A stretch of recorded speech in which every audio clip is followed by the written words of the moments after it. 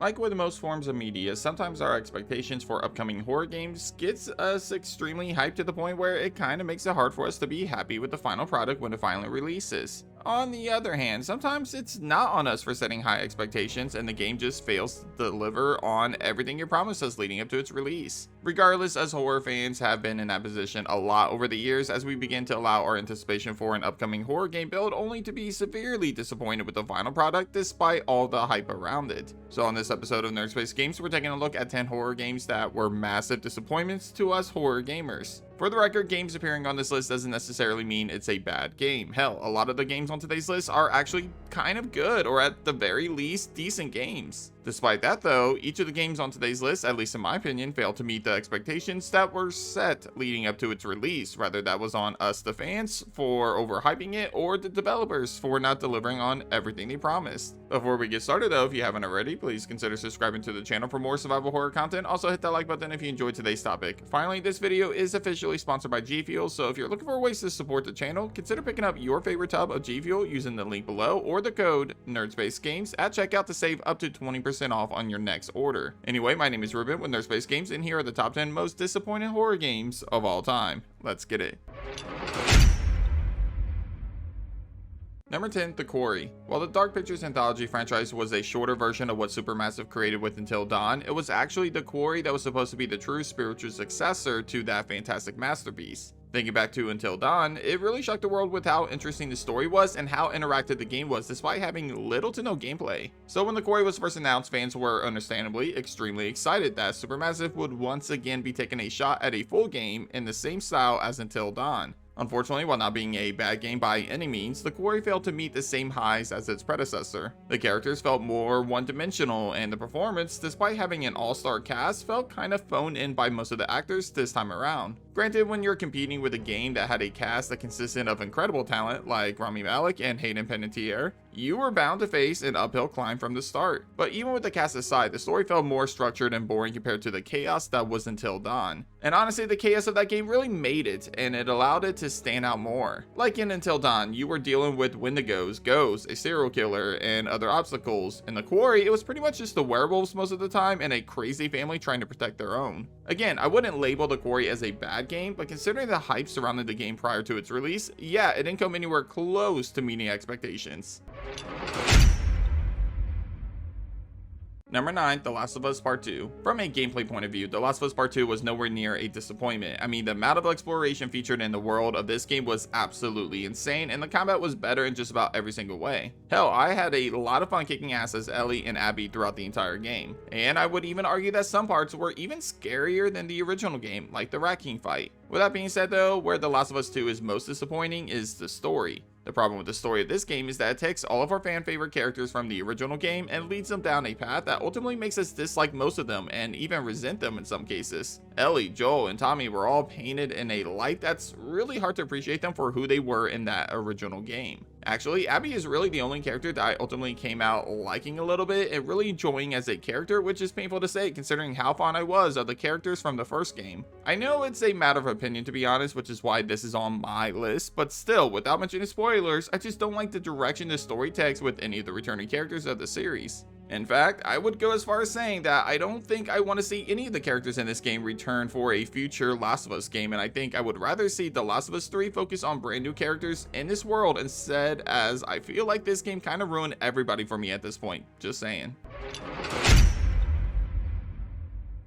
Number 8, Silent Hill Homecoming. After Team Silent disbanded after the release of Silent Hill 4: The Room, the franchise went down a dark path that led to Western developers getting their shot at making Silent Hill games. This decision would ruin the IP for a long time before it finally was revived last year thanks to the success of Silent Hill 2 Remake. Still, there were some post-Team Silent games that were kind of decent. Silent Hill Origins, for example, was the first game to release after Silent Hill 4, and despite some of the criticism that it received for messing with the lore of the first Silent Hill game, it was actually kind of fun. The same can't be said for the next entry though, Silent Hill Homecoming. In my opinion, it was this game that truly set the franchise down a path that took years to recover from. Homecoming would take everything that fans loved about the franchise up to this point, throw it out the window, and then replace it with action-focused gameplay, one of the most boring protagonists of the franchise, and try to imitate the success of Silent Hill 2 in the most obvious and dumbest ways possible. I mean, the game even featured Pyramid Head, which, if you know anything about the lore of Silent Hill 2, that decision makes absolutely no sense. Whereas Origins still had some fans hanging on to the franchise and having hope in the future of the series, Homecoming crushed what remained of that hope and pushed the series into a dark corner in which it wouldn't be appreciated again until 2024. Well, there's PT and Silent Hills, which probably could have revived the franchise as well, but we all know how that went, don't we? Number 7, The Medium. For most of my life, I've been a PlayStation diehard fan, and with the exception of the Xbox 360, I would only buy the PlayStation system of each generation. However, that changed with the most recent generation, as thanks to Xbox introducing Game Pass and the announcement of the Medium, I decided that for the first time ever, I would buy both the Xbox and the PlayStation systems in the same generation. As a big fan of Bloober Team at the time and a bigger fan of survival horror, I was extremely excited with Bloober Team finally taking their shot at survival horror instead of their typical horror walking simulators like Observer and Layers of Fear. Add that to the fact that this game appeared to take heavy inspiration from Silent Hill in a time where Silent Hill was still dead, and the fact that it utilized this unique dual world mechanic. Yeah, I was way more hyped about this game than I probably should have been. So where did it go wrong? Well, just about everything except for the visuals, honestly. Despite being marketed as a survival horror game with heavy inspirations from Silent Hill, nothing about the gameplay or story felt like that at all. The story was pretty basic and extremely predictable, and the gameplay featured no survival horror mechanics at all. There was no combat, no limited resources, literally nothing you would expect in a typical survival horror game. In fact, the Medium felt like every other Bloober Team horror walking simulator, except that this time it was in third person. The one thing that the game did have going for it was the visuals and the way it would implement the two different realities at the same time, but even then, that grew stale and pointless after a while. All in all, the Medium was supposed to fill the gap in the industry that was missing courtesy of Silent Hill being dead at the time, which is why it's even more ironic that Bloober Team were the ones to eventually take over and give us Silent Hill 2 Remake. Actually, I feel like the Medium is a big reason why so many fans were so hesitant about Silent Hill 2 Remake leading up to its release. Hell, I know it's why I was pretty hesitant about Bloober Team taking over Silent Hill 2 Remake. Thankfully, Bloober Team did redeem themselves with Silent Hill 2 Remake, but man, you gotta wonder, what if the Medium delivered on what it originally promised? Would Bloober Team still decide to work on Silent Hill 2 Remake for Konami in that scenario, or continue building their own IPs? Who knows? Number 6, Dead Space 3. A lot of the most disappointing horror games are usually sequels that betray everything that the franchise was built upon in favor of what's popular at the time. For example, Resident Evil 6 said fuck you to horror and went full on action with that entry despite the series starting off as a horror franchise. Well, another game that did that was Dead Space 3. Following up on Dead Space 2 was a very hard task, as not only was it a fantastic horror game, but it was easily one of the best sci-fi horror games ever created. Trying to top that game, or even the first game of the series, wasn't going to be easy. Still, I don't think going the route that they did was ever the right call. Because of the popularity of action co-op games at the time, Dead Space 3 turned a fantastic sci-fi horror franchise into a relatively bad co-op shooter with microtransactions. I say relatively bad because there were plenty of games out around the same time as Dead Space 3 that was just like it, that were leaps and bounds better than Dead Space 3 in that genre. Unlike its predecessor, all of the horror was pretty much removed in favor of goofy weapons and co-op gameplay that pretty much removed the tension and feeling of anxiety that we got when we were playing alone in space in the previous entries. Sure, the game was a lot of fun to play with a friend, but then again, so are most co-op games. Thankfully, the DLC did redeem itself in the horror department and won us back slightly, but it definitely did make up for the microtransactions and action-focused campaign of the main game. Number 5, Resident Evil 3 Remake. Okay, so first things first, I'm probably one of the biggest defenders of RE3 Remake. In fact, I probably rank it a lot higher than a lot of the fans of the series, as I have it higher than Resident Evil 5, the Revelation games, RE6, and pretty much every single spin-off game. I usually spend a lot of my time fending off comments in a lot of my videos saying that I'm way too high on RE3 Remake. Still, with that being said, I have and always will stand by one thing when it comes to Resident Evil 3 Remake. On its own, it's a fun, great game. However, as a remake in comparison to other remakes in this series, and as someone that has played and loved the original Resident Evil 3, yeah, RE3 Remake was a massive disappointment. When you look at the other 3 remakes of the series, RE1, RE2, and RE4, they are all masterpieces. Sure, they are not one for one on everything featured in the original game, but they do try to be as loyal to the source material as possible without cutting too much out of those games while also adding new features. RE1 has every area from the original game and adds Crimson Heads and Lisa Trevor. RE2 adds the orphanage, and while it does lose the A and B scenario, most areas from the original game are still present here. RE4 Remake is almost one for one in terms of the content, but also features new mechanics that make the gameplay more addicting, like knife combat and the parry system. RE3 Remake, on the other hand, is the only remake that I can say without a doubt cuts more content than it adds. With the Resident Evil 3 remake, we lose multiple areas that were in the original game, like the clock tower, the park, etc. You also lose out on the boss fights, like with the Gravedigger. You lose the life selection feature that adds a lot of replayability. Nemesis feels less impactful and more predictable this time around. I mean, if you're comparing RE3 Remake to the original game, it almost feels like a completely different game, and in that retrospect, it was a letdown. Especially in comparison to the other remakes, which in more cases than not, improved on most aspects of the source material and even tried to add things. RE3 Remake did not. So, while I do stand by the fact that RE3 Remake is a fun, good game, and that it's not a bad game, I also have no problem admitting that it's kind of a disappointment as a remake, especially in comparison to all the other remakes that we've seen from the series thus far. Number 4, The Third Birthday. Though different, the first two Parasite Eve games were fantastic survival horror RPGs. Regardless of which one you prefer, I think it's fair to say that they were both unique and different compared to most survival horror games out there. Considering that the franchise was developed by Square Enix, or Squaresoft at the time, obviously there were bound to be some RPG mechanics involved. The first game definitely leaned more into that RPG aspect, while the second game featured more survival horror mechanics. As someone that loved both games, I was obviously extremely excited for the next installment of the series, The Third Birthday. Unfortunately, everything that made the first two games fantastic were completely missing in the next installment. Outside of the visuals and voice acting, everything else about The Third Birthday was a major disappointment. As with most horror franchises, Third Birthday decided to take its shot at the action genre with its third-person shooter. Even if you were fond of the third-person action shooters though, the game was a bad one at that, as it featured boring combat, repetitive enemies, and lackluster gameplay. The one thing that it did have going for it was the ability to mind hack different bodies during combat and teleport across the battlefield, but even that wasn't as exciting as it sounds after playing the game for a little while. From a story perspective, everything about the original games minus character names had to be removed since Square Enix lost the rights to the novel Parasite Eve, and anything that was featured in the novel first had to be removed completely. This is why amnesia and time traveling were added to the mix to change up the story in a way that we could just ignore some of the most important elements of the first two games. Yeah, it was a major departure from the first two games, and for that reason, fans were mostly disappointed with the final product when it released.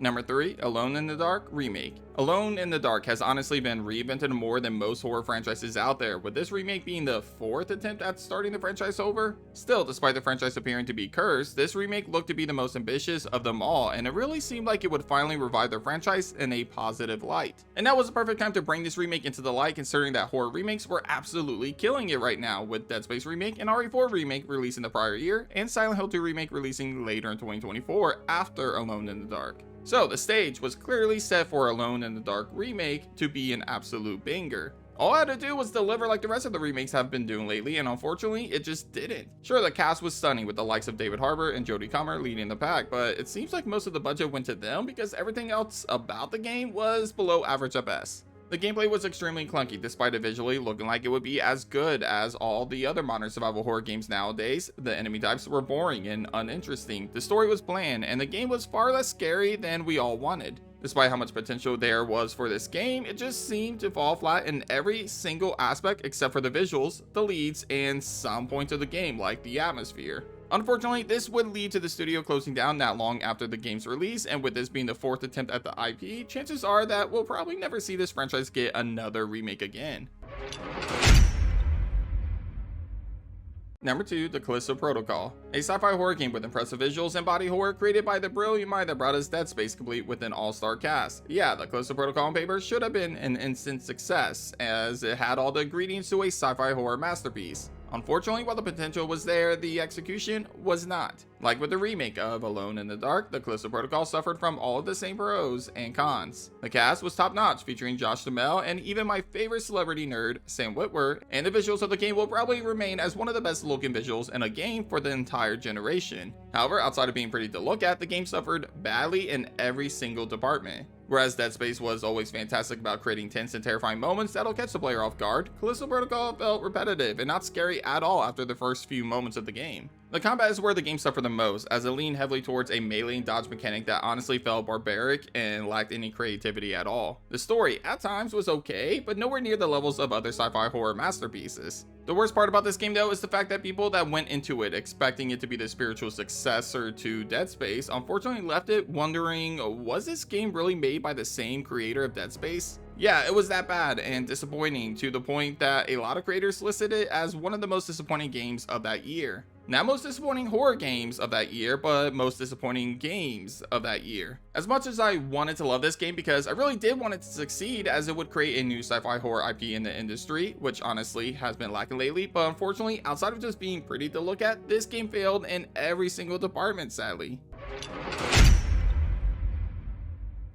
Number 1, Back 4 Blood. So the most disappointing horror game to me is one that I found myself extremely excited about. So excited that I pre-ordered 2 copies of this game so that my wife and I could play it together with our friends. Why would I do this? Well, because both my wife and I really enjoy playing Left 4 Dead on the 360, and it still remains to this day my most replayed online multiplayer game of all time. From the moment the first game came out, I couldn't stop playing it, and I played it for years, even long after the next generation of consoles came out. Unfortunately though, time went on and the Left 4 Dead franchise was left behind. Sure, both Valve and Turtle Rock Studios tried to make their own asymmetrical horror games since then, with Evolve probably being one of the most embarrassing attempts, but it wasn't until Turtle Rock's Back 4 Blood did I really let myself get overly hyped for a spiritual successor of those games. I mean, on paper, Back 4 Blood was basically Left 4 Dead 3. Multiple survivors versus and co-op asymmetrical gameplay, endless hordes of zombies, and special infected that closely resembled the special infected creatures that we saw in the Left 4 Dead games. Despite having all of those similarities though, Back 4 Blood just didn't hit the same highs as the Left 4 Dead series, and it missed out on the things that made Left 4 Dead so fun. The lack of interesting and multiple campaign modes to play on versus was one major problem. All the levels in the game felt bare bones in comparison to the full campaigns that we saw in Left 4 Dead. The characters felt dull and boring in comparison to both Left 4 Dead games. The card system was easily one of the worst additions to the game, making this simple formula that was just good dumb fun with the Left 4 Dead games way more complicated for casual gamers like myself. And the versus mode was nowhere near as fun or as competitive as it was in the original games. I seriously can't pinpoint what it is about Back 4 Blood and why it didn't hit the same highs for me as the Left 4 Dead franchise, but one thing is for sure, my expectations were through the roof for this game. Hell, perhaps that's on me for letting nostalgia give me so much faith in this game, but ultimately my expectations were not reached, and to this day I don't think I've been more disappointed with a horror game leading up to its release than I was with Back 4 Blood. But that does it for this episode of Nerdspace Games. Hit up the comments and let me know what you think of my list. Is Back 4 Blood the most disappointing horror game of all time, or is there a different game that deserves that title? Also, are there any disappointing horror games out there that didn't crack my list? Let me know your thoughts down below. Anyway, if you haven't already, be sure to subscribe to my channel for more survival horror content. Also, leave a like on today's video if you enjoyed today's topic. But thanks for watching, and as always, I'll catch you guys on the next episode of Nerdspace Games. Take care.